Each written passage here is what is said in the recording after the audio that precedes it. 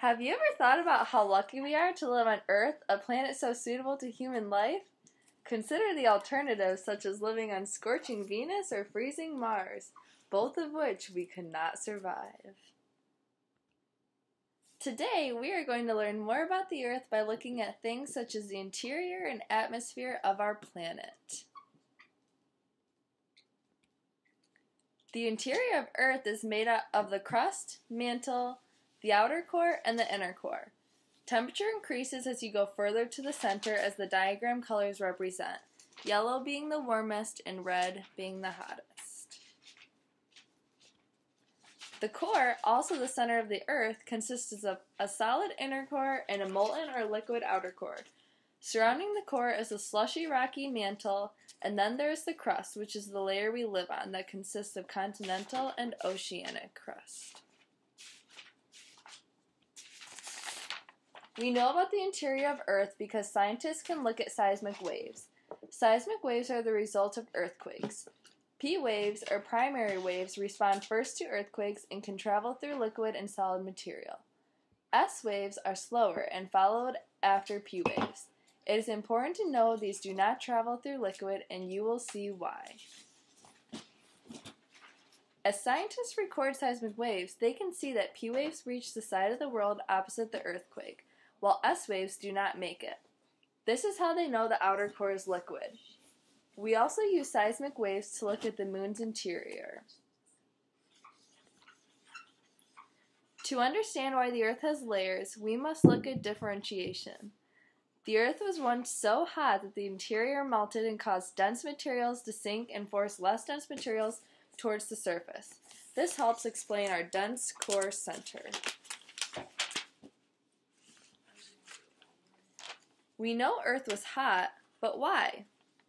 The process of formation in itself heated planets.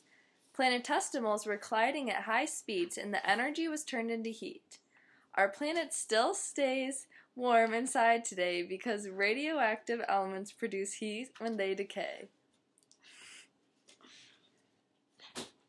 Another important thing to know about our Earth is that it was once one large mass, known as Pangea, until huge plates that sit on top of the mantle started slowly moving apart into the continents we have today. Plate movement is the reason we have earthquakes, volcanoes, mountains, trenches, and many other geological features today. As you look at this diagram, you can see how different plate movements affect our Earth. When two plates collide, you can see mountains are created. Plates may also separate, slip past one another, and slip laterally. Impact craters, such as asteroids or comets crashing into a planet's surface, will shape the Earth's surface. More common processes that we see today are volcanoes and the eruption of molten lava, tectonics and the disruptions, cases such as earthquakes and erosion, the wearing down of geological features. There are 4 layers of Earth's atmosphere: the thermosphere, mesosphere, stratosphere, and troposphere. We live in the troposphere, and the troposphere provides the atmosphere we need to live. Have you ever wondered what is in our own atmosphere?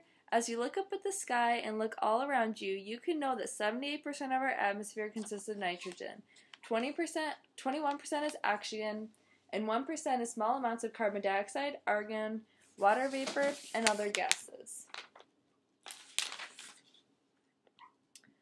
Earth's atmosphere was not always the fresh air we breathe today.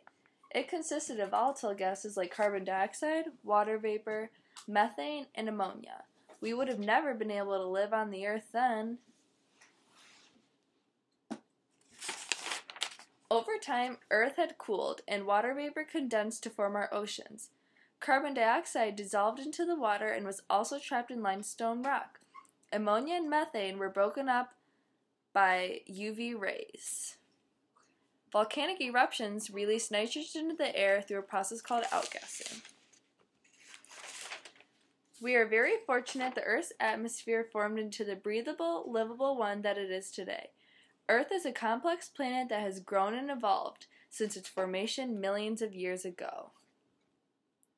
Here are my sources, where I found my picture and my text.